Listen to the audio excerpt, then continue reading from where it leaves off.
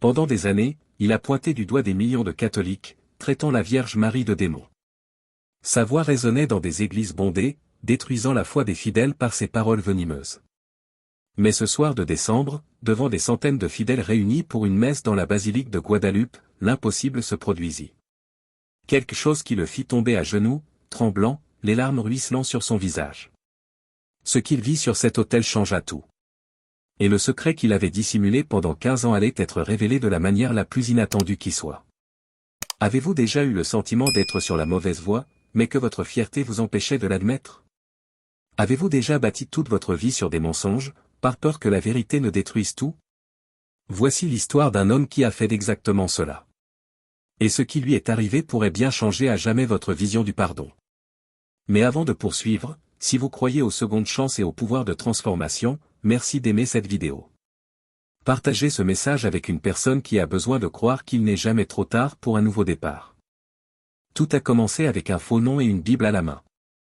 Mais qui était réellement l'homme derrière la chair? Roberto Sandoval. C'était le nom qui figurait sur les tracts, les stations de radio locales et les panneaux d'affichage disséminés dans toute la ville de Monterrey, au Mexique. Pasteur de l'église de la Vraie Lumière, un lieu de culte qui s'agrandissait chaque dimanche, se remplissant de fidèles en quête de réponses, de guérison et de sens à leur vie.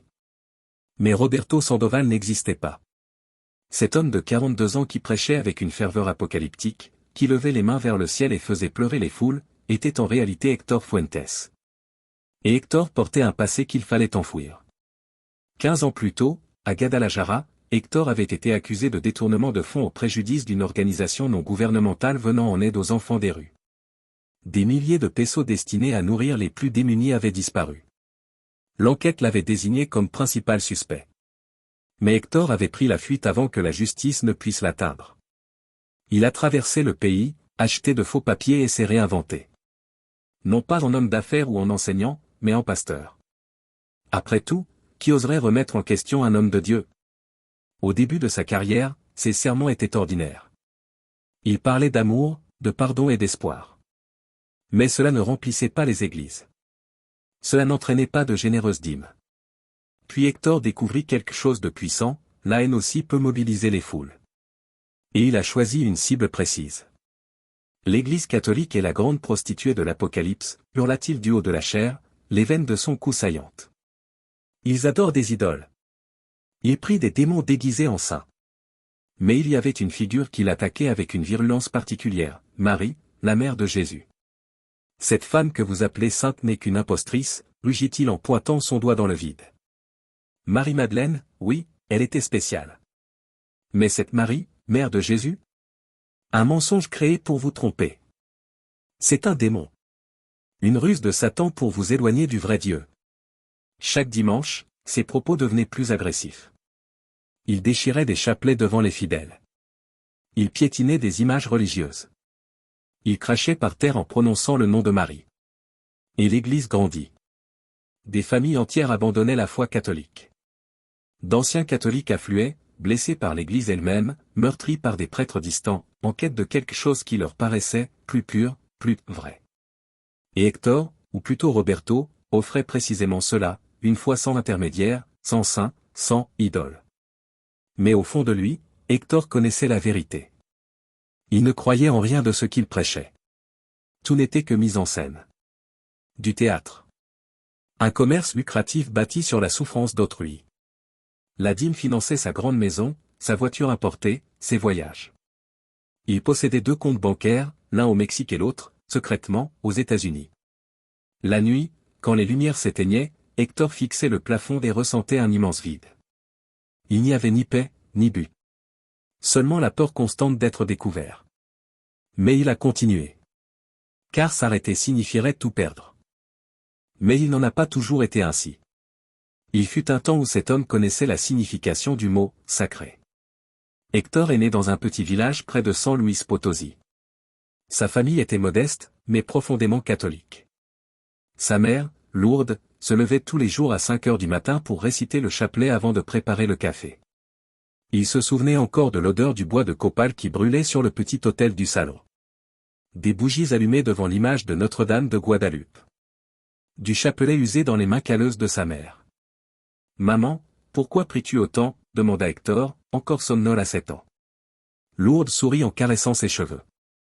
Parce qu'elle prend soin de nous, ma chère. La Vierge Marie est notre mère au ciel. Elle intercède pour nous auprès de son Fils.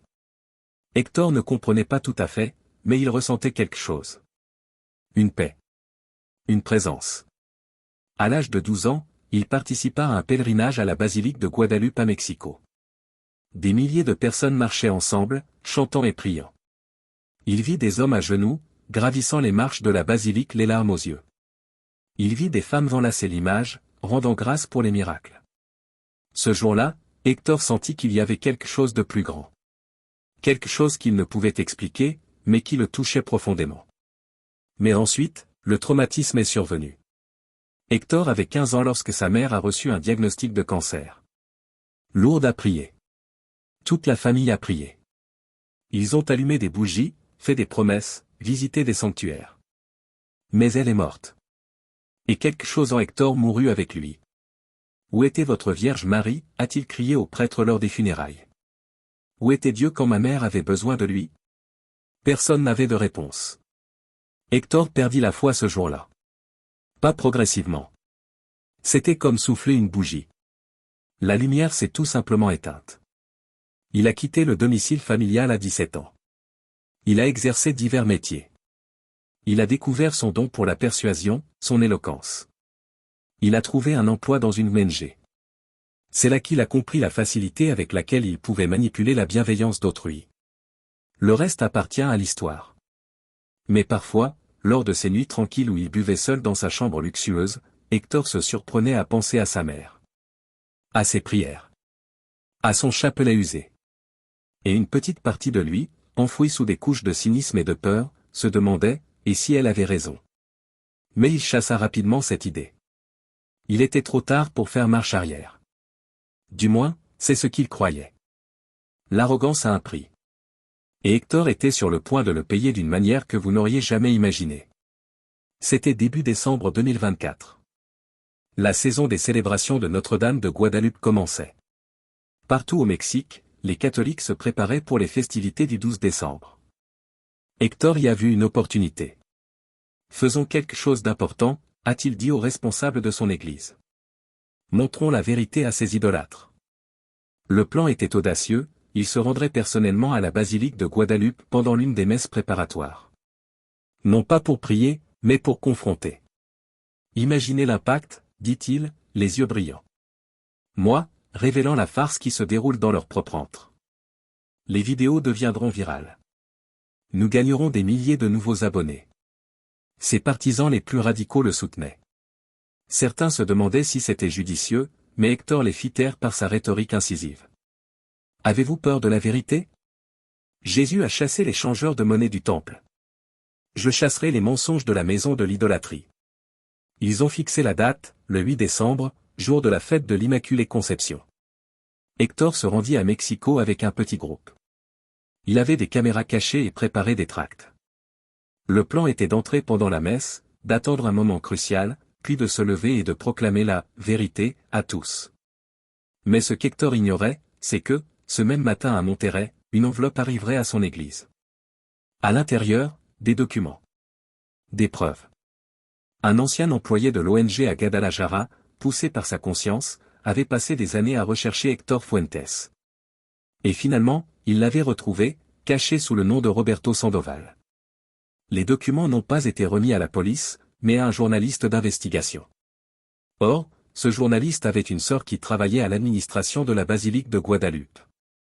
Ce soir-là, le 8 décembre, lorsqu'Hector pénétra dans la basilique monumentale avec ses caméras cachées et le cœur plein de mépris, il était loin de se douter qu'il marchait droit vers son jugement. La messe commença. Des milliers de fidèles emplirent l'espace sacré. Des chants s'élevèrent. Le parfum de l'encens embaumait l'air. Hector resta assis au fond, observant la scène avec un mépris à peine dissimulé. Des idolâtres, pensa-t-il. Tous dupés. Mais ensuite, quelque chose s'est produit. Ce qui s'est passé ensuite ne peut être expliqué par la science. Cela ne peut être réduit à la logique. C'était un moment où le ciel a touché la terre.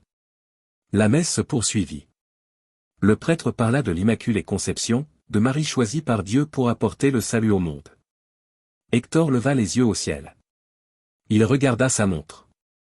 Il attendit le bon moment pour intervenir. Mais ensuite, pendant la consécration, quelque chose a changé. La basilique entière sombra dans un silence profond. Non pas le silence habituel d'une messe, mais quelque chose de différent. Un silence qui semblait palpiter, qui semblait vivant. Hector sentit un frisson lui parcourir l'échine. Il regarda l'autel. Et ce qu'il vit le laissa paralysé. Une lumière. Ni des bougies, ni des lustres. Une lumière venue de nulle part et de partout à la fois. Douce, dorée, elle enveloppait l'autel comme un manteau. Et dans cette lumière, une silhouette. Hector cligna des yeux, pensant qu'ils étaient fatigués. Mais non. Elle était là. Une femme. Vêtue de blanc et de bleu, une cape étoilée drapée sur ses épaules, son visage était sombre, ses yeux profonds et noirs. Et elle le fixait droit dans les yeux. Le cœur d'Hector battait la chamade. Il essaya de se lever, mais ses jambes ne répondaient plus. Il essaya de crier, mais aucun son ne sortit. La silhouette ne bougea pas. Elle se contenta de fixer le vide. Mais dans ce regard, il y avait quelque chose qu'Hector n'avait pas ressenti depuis des décennies, l'amour inconditionnel. Et aussi de la tristesse. Une profonde tristesse. Puis elle prit la parole. Non pas avec des mots audibles. Mais Hector l'entendait clairement au fond de lui-même. « Pourquoi blasphèmes-tu contre moi, mon fils ?» Hector sentit des larmes brûlantes couler sur son visage. Il ne pouvait les retenir. Son corps tremblait violemment. « Je ne suis pas ton ennemi, » poursuivit la voix, douce comme un murmure maternel. « Je ne l'ai jamais été. J'ai intercédé pour toi auprès de mon fils pendant des années. Même lorsque tu as craché sur mon nom. Même lorsque tu as détruit mon image. J'ai prié pour toi. » Non, ce n'est pas possible, pensa Hector, désespéré. Je ne te crois pas. Mais je crois en toi, répondit la voix. Et puis, l'impossible s'est produit. Hector voyait défiler devant ses yeux des scènes de sa vie. Non pas comme de simples souvenirs, mais comme s'il les revivait. Il se revoyait enfant, agenouillé près de sa mère, récitant le chapelet. Il sentait la main de Lourdes caresser ses cheveux. Il entendait sa voix chanter une prière. Il a vu le jour de sa mort. Mais cette fois, il a vu quelque chose qu'il n'avait jamais remarqué auparavant. Sa mère, sur son lit de mort, n'était pas désespérée. La paix se lisait sur son visage. Elle tenait son chapelet et murmurait, « Prenez soin de lui pour moi, Sainte Vierge. Il est perdu, mais je sais que vous le retrouverez. » Hector sanglota. « Maman ?» Les scènes se succédaient. Il se voyait voler de l'argent à l'ONG. Il voyait les enfants des rues que cet argent était censé nourrir. Il voyait leurs petits visages affamés.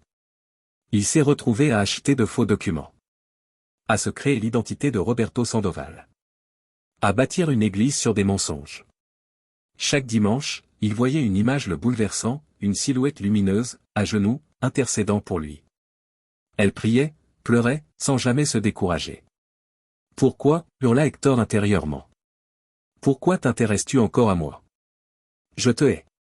J'ai ruiné ton image. » « Tu ne me hais pas, mon fils, » répondit Maria d'une voix pleine de compassion. « Tu es la douleur que tu portes. Tu es la perte de ta mère. Tu te hais toi-même. » Hector s'effondra à genoux, là, au beau milieu de l'église bondée. Les gens autour de lui le regardaient, perplexes. Mais il n'en avait cure. « Je ne mérite pas le pardon, » sanglota-t-il à haute voix. « Je ne mérite rien. Personne ne mérite l'amour de Dieu, » répondit la voix. « Mais il nous aime malgré tout. Et moi, en tant que mère, j'aime tous mes enfants. Même ceux qui sont perdus. Surtout ceux qui sont perdus. » La lumière commença à faiblir. La silhouette disparut lentement. « Non » s'écria Hector en tendant les mains. « Ne partez pas. J'ai besoin d'eux. »« Tu sais ce que tu dois faire » dit Marie d'une voix désormais lointaine, comme un murmure. « Courage, mon fils.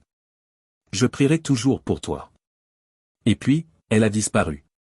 Hector était là, à genoux, tremblant et en larmes. Autour de lui, des murmures circulaient. La messe était interrompue. Le prêtre s'approchait. Mais avant que quiconque puisse l'atteindre, les portes de la basilique s'ouvrirent. Des policiers sont entrés. Et avec eux, le journaliste. Héctor Fuentes? Un officier a appelé. L'homme à genoux releva la tête, les larmes ruisselant sur ses joues.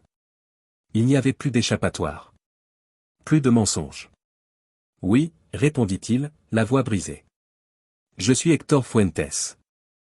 Il s'attendait à la prison. Il s'attendait à la honte. Mais ce qui suivit fut bien plus grand que la justice humaine. Héctor fut arrêté cette nuit-là. Les caméras de télévision ont tout filmé, le pasteur, célèbre pour ses blasphèmes contre Marie, emmené menotté hors de la basilique de Guadeloupe. L'affaire a éclaté.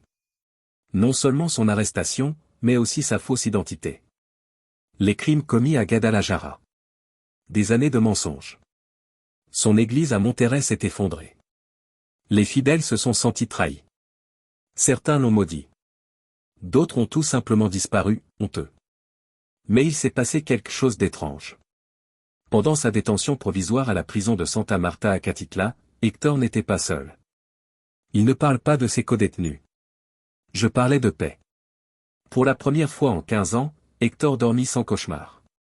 Non pas que la prison fût confortable, elle était froide, bruyante et dure, mais parce qu'il avait cessé de s'enfuir. Un jour, un prêtre visita la prison. Le père Miguel, un homme âgé qui avait consacré sa vie aux prisonniers. « Vous êtes l'homme de la basilique ?» dit le prêtre en s'asseyant en face d'Héctor.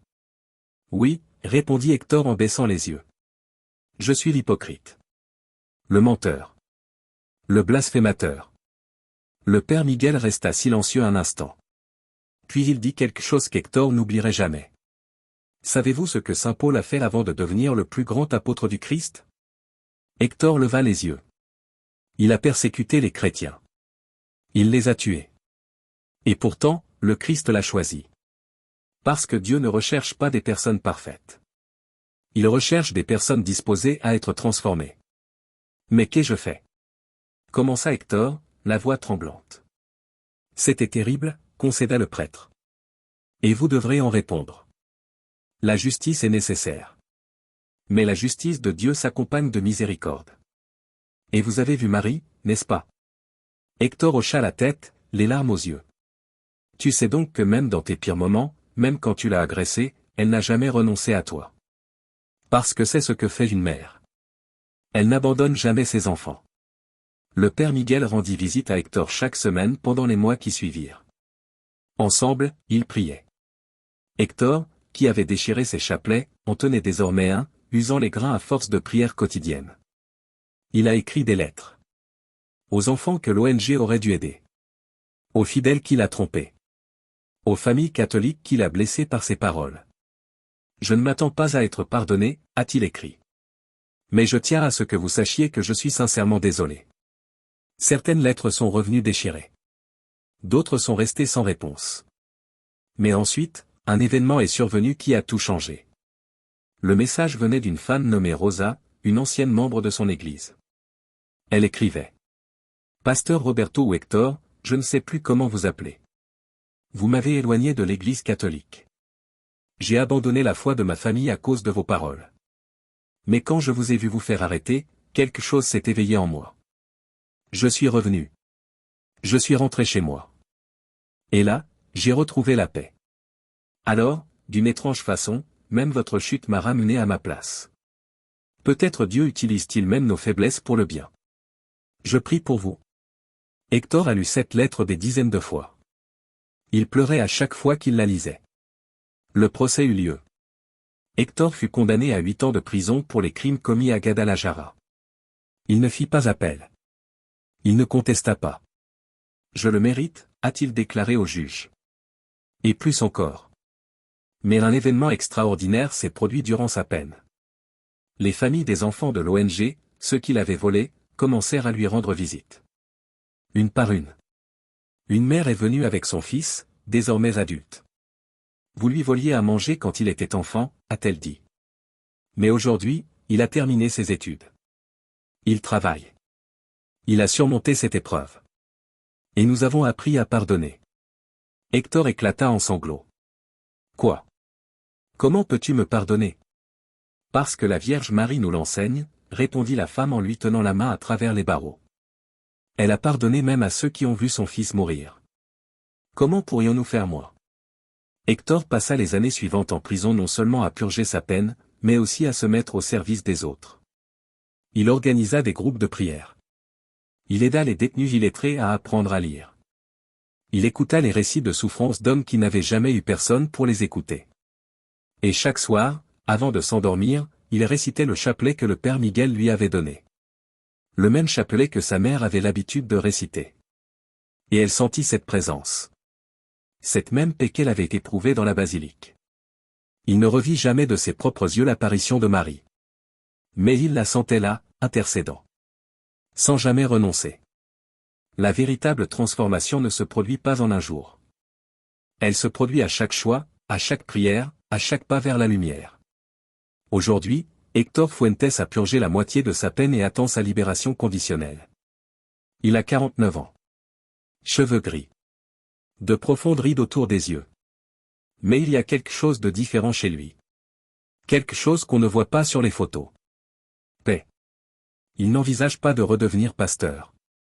Je n'en ai plus le droit, dit-il. Mais je peux servir autrement. Le père Miguel a déjà évoqué avec lui la possibilité de s'investir dans des projets sociaux à sa sortie de prison. Aider précisément ceux qu'il a lésés, les enfants des rues, les jeunes en difficulté. Passer le reste de ma vie à réparer mes erreurs n'effacera pas ce que j'ai fait, dit Hector. Mais c'est ce que je peux offrir.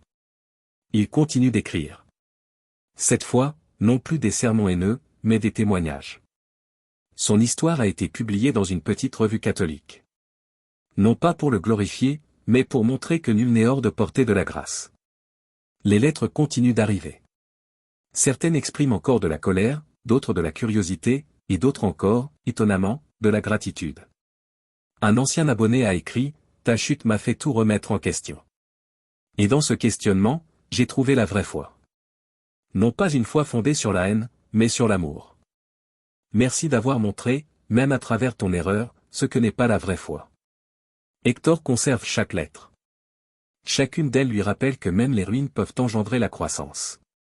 Il reçoit régulièrement des visites. Le père Miguel, toujours. Rosa, la femme revenue au catholicisme. Et, chose surprenante, certains des catholiques qui l'a blessé. Pourquoi venez-vous, demanda-t-il un jour, perplexe. Parce que Marie nous a appris à aimer même ceux qui nous font du mal, répondit une femme âgée. Et parce que nous voyons en lui un de ses enfants, comme nous. Il y a quelques mois, le 12 décembre, jour de la fête de Notre-Dame de Guadeloupe, quelque chose de spécial s'est produit. L'administration pénitentiaire a autorisé la célébration d'une courte messe dans la cour. Le père Miguel a présidé la cérémonie. Et pour la première fois en 15 ans, Hector a reçu la communion. Lorsque l'hôte toucha ses lèvres, il ferma les yeux. Et pendant une fraction de seconde, il ressentit quelque chose. Une étreinte. Non pas physique, mais réelle. Chaleureuse. Maternelle. Et il entendit, au fond de son cœur, un murmure. Bienvenue à la maison, mon fils. Aujourd'hui, Hector se lève tous les jours à 5 heures du matin. À la même heure que sa mère se levait pour prier. Il tient son chapelet, celui que le père Miguel lui a offert, et il prie. Il prie pour les victimes de ses crimes, pour les fidèles qu'il a trompés, pour les familles qu'il a blessées. Et il prie, rendant grâce. D'avoir été trouvé. D'avoir été aimé même lorsqu'il n'en était pas digne. D'avoir une mère céleste qui ne l'a jamais abandonné, même lorsqu'il l'a maudite. Je ne le mérite pas, murmure-t-il, les larmes ruisselant sur son visage. Mais je suis reconnaissant. Et chaque matin, au lever du soleil sur les murs de la prison, Hector ressent quelque chose qu'il croyait avoir perdu à jamais. Espoir. L'histoire d'Hector Fuentes n'est pas celle d'un homme parfait qui a chuté. C'est celle d'un homme brisé qui a été retrouvé. Elle nous rappelle que peu importe le chemin parcouru, peu importe le nombre d'erreurs commises, il y a toujours un moyen de revenir. Il y a toujours des bras ouverts. Il y a toujours une mère qui veille. Car le véritable amour n'abandonne pas. Il n'abandonne jamais. Si cette histoire vous a touché si elle vous a fait réfléchir aux secondes chances, au pardon, au pouvoir de la transformation, laissez un commentaire ci-dessous.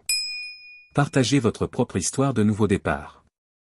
Et si vous connaissez quelqu'un qui a besoin d'entendre cela, quelqu'un qui est perdu, qui pense être allé trop loin, qu'il n'y a plus de retour en arrière, partagez cette vidéo. Soyez le pont entre le désespoir et l'espoir. Abonnez-vous à la chaîne pour découvrir d'autres témoignages de transformation et de foi. Car croire au miracle n'est pas de la naïveté, c'est du courage. Et réfléchissez à ceci, vous est-il déjà arrivé de vous sentir trop perdu pour être retrouvé? À quoi a ressemblé votre chemin du retour? À bientôt pour une nouvelle histoire. Et n'oubliez pas, il n'est jamais trop tard pour rentrer chez soi.